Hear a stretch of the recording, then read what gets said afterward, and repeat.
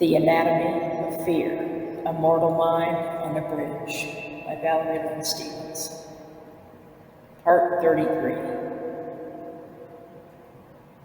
I am fragmented, and thus am I whole, for the question with many answers is the chance untaken, the maybe unaffirmed, the hope unearthed.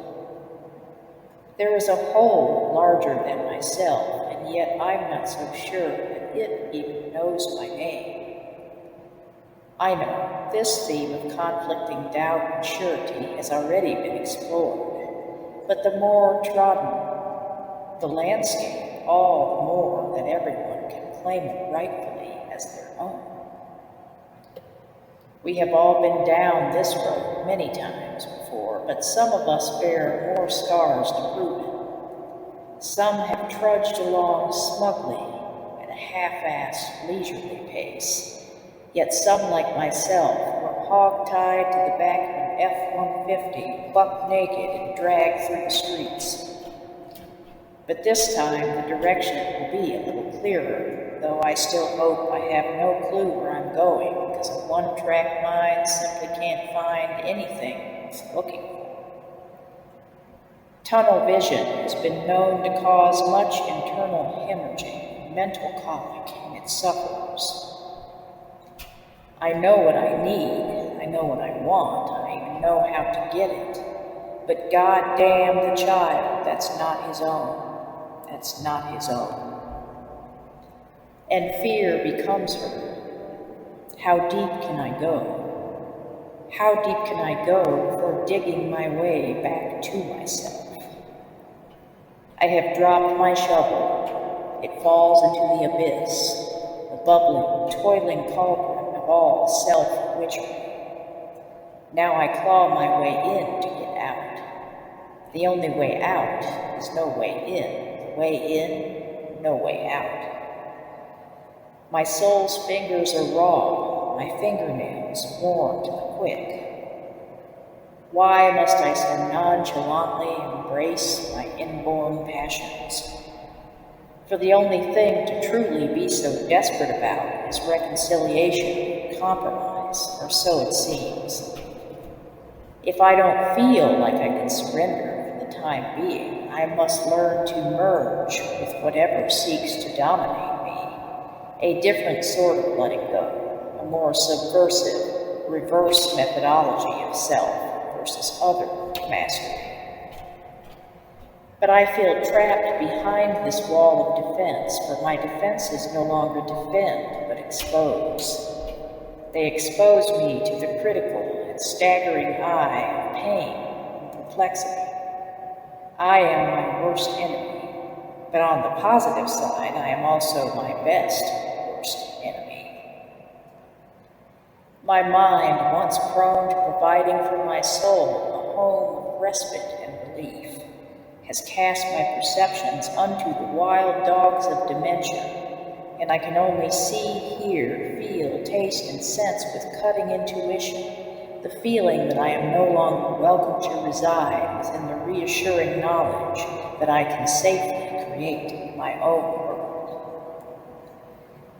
It is all about context, but the scenery behind me changes without my authorization, and I remain piteously adrift in existential peril and high anxiety.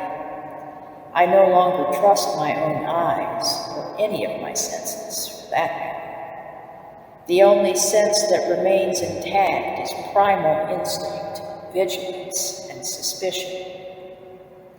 What do I suspect?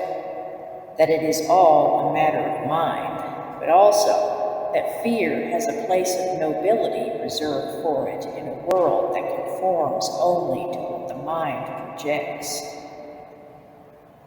The consciousness of self, once swaying like a palm tree in a gentle, warm tropical breeze, now shrieking like hell-bound pigs in slaughter. Preferring to be seen as rude and untouchable within one's own extravagant glass world and be known as what egoism seeks to conceal, being cast away as such, being far more acutely ravaging. They think, therefore we become.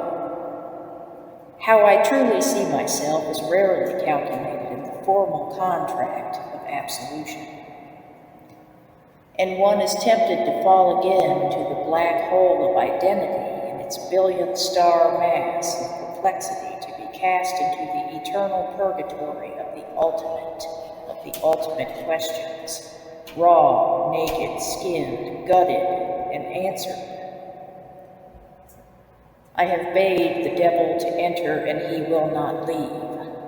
Yet for what love is lost, has terror been returned in macabre measure to this iniquitous, frail ghost, down to its crusty crux, leaving a residue compliantly fixed. And what the mind fails to understand, the soul sweetly demystifies through the slow but sure abreaction of implosive transgression, and I fall into the stunning, truistic trance of unruly oblivion and receptively inert intuition. The shadow always follows wherever we go, yet this dark entity needs no light to grant it substantiality and form. How can one live a lie? How can one not live a lie? Can I dance with hypocrisy for longer than I have been able to bear dancing with paradox? Or are they one and the same, set apart only by name? I feel on the verge of psychotic immersion and frenzy as the complex architecture of self-hatred and pseudo-narcissism begins to construct itself, housing the time-space causation of an endless void, echoing remnants of humanity lost. I float about, rising and falling with languid stupidity within the cold, damp air of its confines, finding truth again when I realize it all to be a mere lucid dream from which I must learn to fall asleep, for only then will I truly be able to awaken from the impending nightmare that is my own mind life.